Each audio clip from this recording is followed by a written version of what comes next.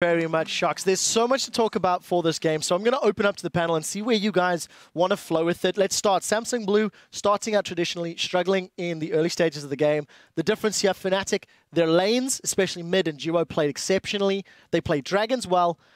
And I'm going to say it, and you can argue or not, they out-rotated Samsung Blue convincingly in the mid-game. Absolutely. I mean, there's not really a...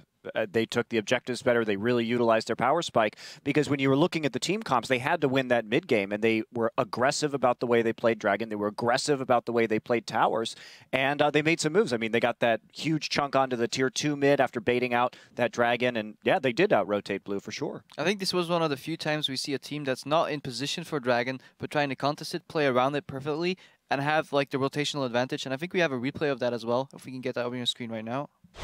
Hey, it worked today. So basically what I want to show you is basically right now, what happened prior to this clip was Soaz was split pushing top lane. This puts a timer on Samsung Blue. Blue is stuck on the right side of Dragon as well, because Fnatic has a position on the left side, upside. So there's two things Fnatic can do all the time. They can go mid or they can go top.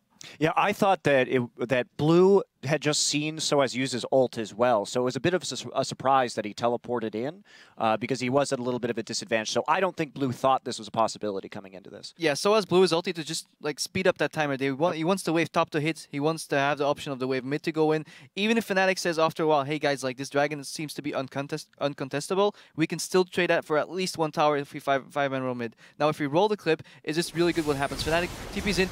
Yellow Star, beautiful flash hook. That will hit at least somebody. Somebody will get hit by that hook. He plays him in. Spirit does a good escape though. He just the Cataclysm in and EQs out. But Fnatic picks up that Dragon, I believe, and at the same time is in a good spot to rotate left back into like where the objectives are, the towers are. They go a little bit deep. Pekka got a little bit chunk, but even then, like just the positional play is good. A lot of these times teams stay on the right side of the Dragon pit, and that's how you exploit that. You keep pressure mid. Ideally, you have pressure top as well, and then the Dragon 50-50, but Fnatic took it. Before we get to Prolly, double lift time in. And I just want to point out the catalyst for that play. Why was Fnatic able to push them off so quickly and win that fight? Mostly it was Thresh. It was Yellow Star's amazing play, and I just want to say, like, wrap up the statistic. Thresh, 85% kill participation so far in Singapore, just in Singapore. 4-2 win-loss, but those two losses, Dada 777 from OMG and Dance from Kaboom. So really, those guys are kind of the... They didn't play very well, to be honest. They might be the worst supports in their group. But 4-2, now 5-2, insane kill participation. He's going to be a high priority pick for the rest of the group. I just wanted to point out a quick thing with Peke was not grouped that fight. And it was on purpose. Normally when you see like the Thresh, Elise, Ahri, Skillshot, Monster combo, you want to be grouped for this.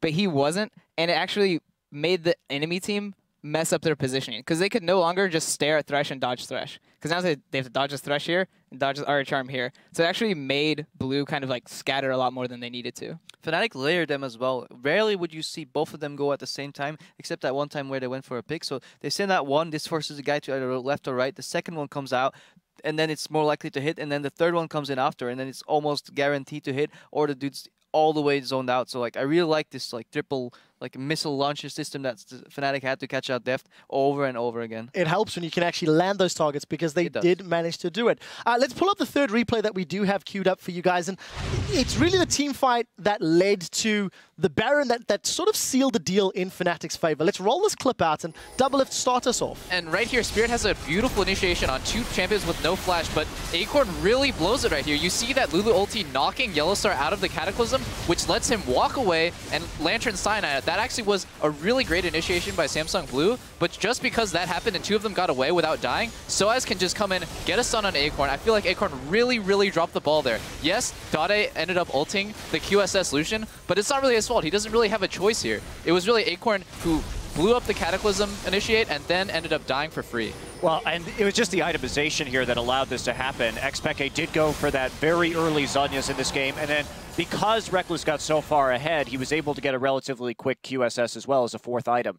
And so just perfect itemization. At that point, Dade can't do anything. He missed his window of time. He was not split pushing. He was too far behind to win the split push, and that was it. And Yellowstar lands another hook on Deft. I think there has been 4 or 5 just crucial hooks that breaks the entire momentum of that team fight, especially with Ikogmo having so much of the damage output in that fight. Peke flanks, and they just clean up.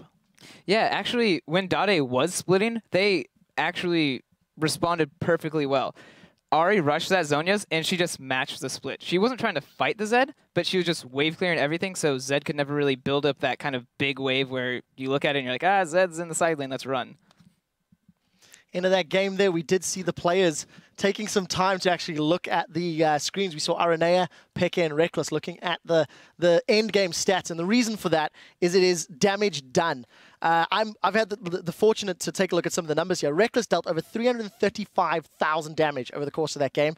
Peke, 275,000. The closest to them is 215 from Deft. So massive, massive goals between the carries. It is, of course, a 2 damage threat. Anyways, we do need to move on, so we're going to step away for a quick moment. And when we come back, we will see how Najin White Shield stacks up against North America's Cloud9.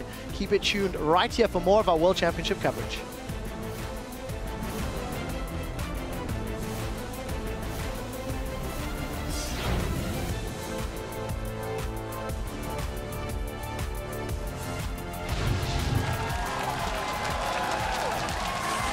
That's actually nice on towards Daddy. He's actually going to get the wild growth out of Acorn. They're coming through. Reckless gets the one. Can they shut down Acorn as well? They do. They're missing a Deft trying to turn this one around. There is a tidal wave coming in. Cyanide down in the middle though. They managed to pick up Deft. Spirit's in the front. Peke's got to come up big. There's a stun onto Acorn. Peke blows him up as Daddy goes towards Reckless, but he's just going to QSS that off and surely will get the kill. Nice! Again, Fnatic decides, screw it, let's go! Max range onto Acorn, we'll get the one, Heart will be the next one. They got the tower, and they're going to get Acorn. This could be it for Fnatic. Now they're trying to get away. Peke goes massive.